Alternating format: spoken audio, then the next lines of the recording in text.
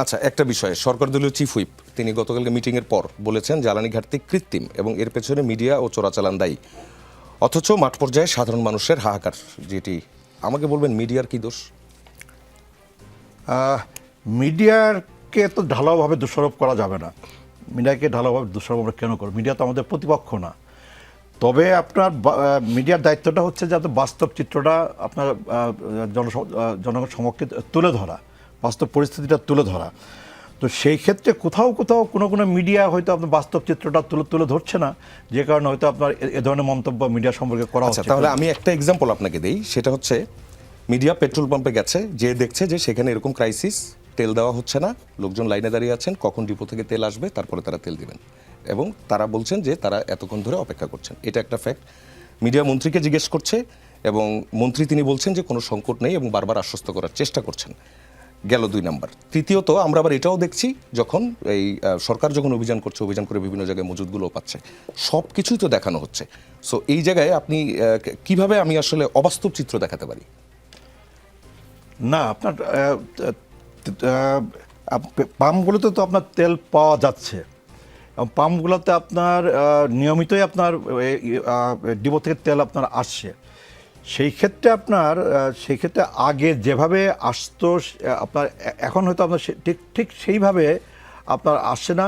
আরেকটা বড় কারণই তো হয়ে গেছে যাতে প্যানিক বাইং, যেটা আপনারা বারবার বললেন, সেটা কিন্তু আমাদের মানুষের মধ্যে কিন্তু এটা আছে। যেমন কেবল তেলের বেলায় না, আমাদের রোজার মাস যখন শুরু হয় তখন দেখবেন রোজার মাসের শুরুতে আপনার মানুষের মধ্যে একটা ধারণা কাজ করে যে আপনার রোজার মাসে আপনার নিত্য প্রয়োজনীয় দ্রব্যের দাম বেড়ে যাবে। সেই কারণে আপনার রোজার শুরুতে আপনার দেখবেন ছোলার দাম, আপনার তেলের দাম, খেজুরের দাম আপনার বেড়ে যায়। আপনার ইভেন আপনার আমরা অনেক বেশি করে আপনার কিনে আপনার মজুত করি। এটা আমাদের এক ধরনের একটা মনস্তাত্ত্বিক একটা ব্যাপার আমাদের ভেতরে কিন্তু আপনার কাজ করে আপনার।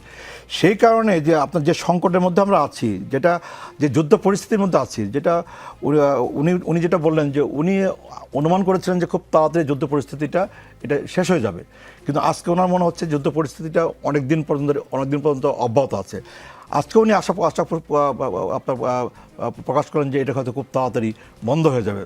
কিন্তু আমার কাছে মনে হচ্ছে আমরা কেউ জানি না, শুরুতে হয়তো মনে হয়েছে যে আপনার কার লাভ হচ্ছে, কার কতটা লাভ হচ্ছে। 7 দিন 15 দিনের মধ্যে বন্ধ হয়ে যাবে, কিন্তু 7 দিন 15 দিনের বন্ধ হয় নাই, 1 মাসের উপর তো যুদ্ধ চলতেছে।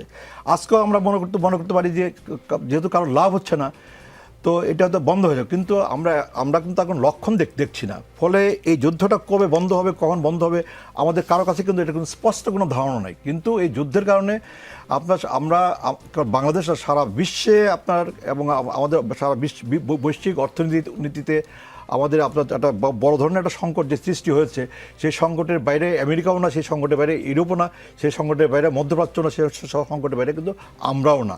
কাজে এই পরিস্থিতির মধ্যে আমরা আছি, এটাকে অস্বীকার করা যাবে না। এই পরিস্থিতিটাকে সামাল দেওয়া, এই পরিস্থিতিটাকে আপনার জনগণের সাথে কোনো দূরত্ব, কোনো গ্যাপ তৈরি না করে, বরঞ্চ আমি মনে করি যে আমাদের প্রতিদিনকার পরিস্থিতি কোন পরিস্থিতির মধ্যে আমরা আছি, আমাদের মজুদ কি, আমাদের সরবরাহ কি, আমাদের পাইপলাইনে কি। যেমন ধরেন আমি তো জানি যে আমাদের পাইপলাইনে আগামী এপ্রিল মাসের শুরুতে আপনার 30-60 আপনার মেট্রিক টন আপনার তেল বাংলাদেশে ঢুকবে। এপ্রিলের মধ্যভাগে 25-50 মেট্রিক টন বাংলাদেশে ঢুকবে। ফলে এই যে কথাগুলো আমরা ভেতরে শুনি, এই সমস্ত তথ্য উপাত্তগুলো আমার মনে হয় প্রতিদিনই সরকারের সংশ্লিষ্ট মন্ত্রণালয় থেকে, সংশ্লিষ্ট দপ্তর থেকে এটা আপনার প্রেসকে ব্রিফ করে আপনার জানানো উচিত, অবহিত করা উচিত। প্রেসের মুখোমুখি হওয়া উচিত, যে প্রেসের মুখোমুখি হওয়ার মধ্য দিয়ে জনগণের মুখোমুখি হওয়া উচিত। জি, ধন্যবাদ আপনাকে।